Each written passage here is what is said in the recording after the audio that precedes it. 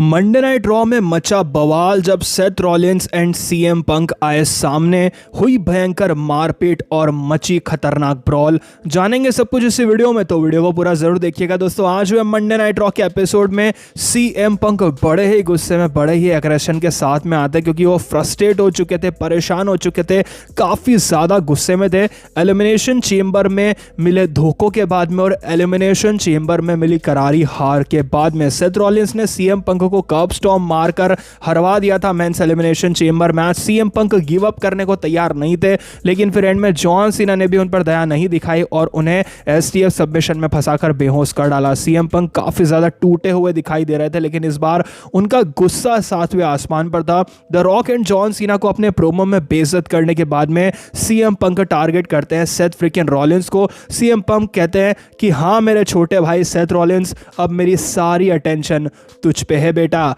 और Becky Lynch, Seth Rollins की पत्नी, ये मैसेज तेरे लिए है कि तू अपने पति को संभाल ले, क्योंकि अगर मैंने उसे संभाला अभी जाके तो मैं उसे व्हील चेयर पर पहुंचा दूंगा, उसका ऐसा हाल करूंगा कि वो 7 जन्म तक खड़ा नहीं हो पाएगा। इसके बाद में सेथ फ्रिकन रॉलिंस का थीम सॉन्ग बजता है और सेथ रॉलिंस इंटरप्ट करते हैं सीएम पंक को हमेशा की तरह, लेकिन इस बार सीएम पंक रिंग में खड़े नहीं थे या फिर अपनी जगह पर खड़े नहीं थे।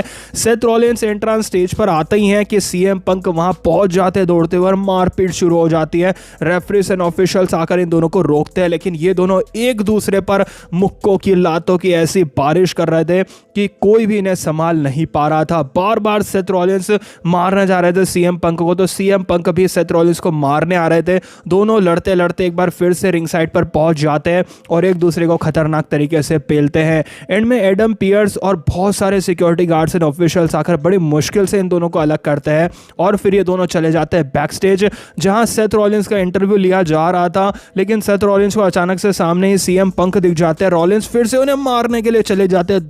धड़ाधड़ दोस्तों, एक दूसरे पर ये मुक्कों की बारिश कर रहे थे और एक दूसरे के खून के प्यासे बन चुके थे।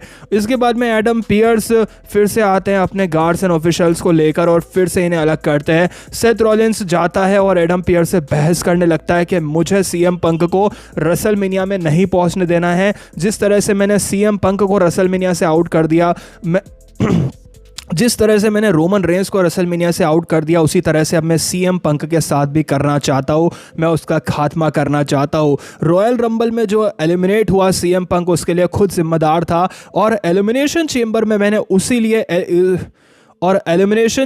मैंने इसीलिए उसे एलिमिनेट करवा दिया, क्योंकि अगर मैं रेसलमेनिया मेन इवेंट नहीं करूंगा तो मैं नहीं चाहता, मैं देख नहीं सकता था कि वो भी करे। इसके बाद में एडम पियर्स ये मैच ऑफिशियल कर देते हैं और कह देते हैं कि तुझे फिनिश करना है ना सारी अपनी कहानी, तो तू फिनिश कर दे सेथ।